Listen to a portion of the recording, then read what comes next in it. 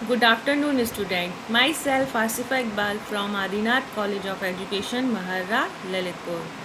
आज हम DLED third semester की क्लास को आगे बढ़ाएंगे। पिछले जो हमने थर्ड सेमेस्टर की क्लास में जो शुरू किया था मुग़ल सल्तनत की शुरुआत, जिसकी शुरुआत हमारे बाबर ने की थी, जहां भारत में मुग़लों का राज स्थापित हुआ था। पिछले वीडियो में हमने बाबर के कौन कौन से युद्ध लड़े, कौन कौन से उसने कैसे अपने भारत में कब्ज़ा करके मुग़ल सल्तनत को आगे बढ़ाया, इसके बारे में अपने डीपली नॉलेज ली थी। अब बाबर के बाद जो हमारा नेक्स्ट टॉपिक आता है कि बाबर के बाद जो राजगद्दी पर बैठता है उसका पुत्र है हुमायूं। आज हम उसी पुत्र, बाबर के पुत्र हुमायूं के बारे में पढ़ेंगे। ठीक है। अब जब बाबर की मृत्यु हो जाती है तो इस मुग़ल सल्तनत को जो आगे बढ़ाने का कार्य मिलता है वो उसके बेटे हुमायूं को मिलता है। तो हुमायूं बाबर के बाद राजगद्दी पर बैठता है और शासन करता है। परंतु बाबर की वसीयत के अनुसार हुमायूं जो कि उसका बेटा था, उसने अपने जो वसीयत की गई थी उसमें अपने भाइयों को भी बराबर का अपना हिस्सेदार माना था और बराबर राज का बंटवारा उसने किया था। हुमायूं राजगद्दी पर बैठने के इतने काबिल नहीं था जितना कि उसका पिता था, क्योंकि उसमें राजनीतिक चतुरता नहीं थी। बहुत सी ऐसी कमियां थीं जो कि उसको बहुत अच्छा एक शासक बनाने में उपयोगी होती थीं।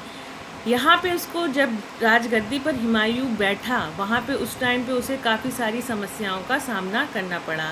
कैसी समस्याएं? क्योंकि जो अफ़गान शत्रु थे, जो बाबर के टाइम में उसके शत्रु बने थे, वो उस पर हावी हो रहे थे। वो पहले से ही उसके जान के दुश्मन उसकी राजगद्दी हटते आने के चक्कर में पड़े हुए थे।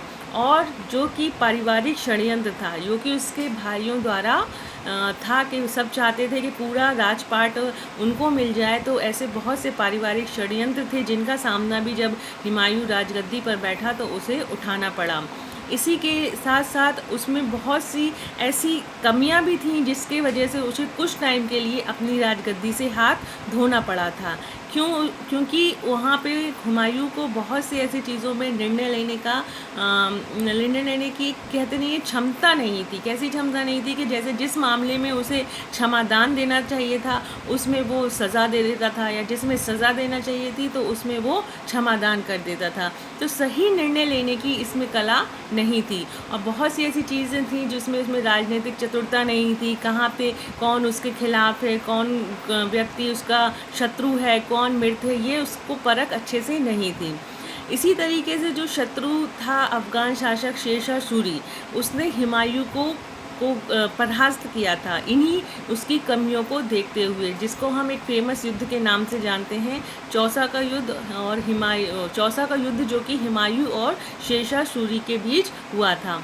दोनों के बीच एक भयंकर युद्ध हुआ था जिसमें कि शेरशाह सूरी जीता था और उसने दिल्ली सल्तनत को अपने कब्ज़े में रख लिया था।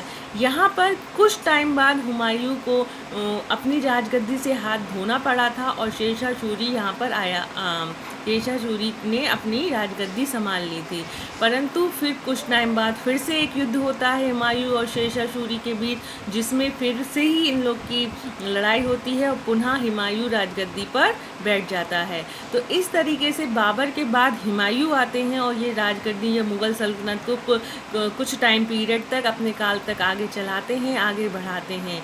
अब इसके बाद जब इस मुग़ल सल्तनत की बात करें, हम आगे की बात करें, तो इसके बाद हुमायूं के पुत्र जो हैं वो राजगद्दी पर बैठते हैं। जिस तरीके से हमने पहले आपको एक क्रम बताया था इसका मुग़ल काल का, जिसमें कि अभी हमने दो शासकों के बारे में पढ़ लिया है, बाबर और हुमायूं। ये दोनों शासक जिन्होंने मुग़ल सल्तनत को कुछ टाइम पीरियड तक चलाया। और इसके बाद अब जब उनके पुत्र आते हैं अकबर, जिनको एक हम महान सम्राट के नाम से जानते हैं, उनके बारे में हम नेक्स्ट वीडियो में आपको बताएंगे। धन्यवाद।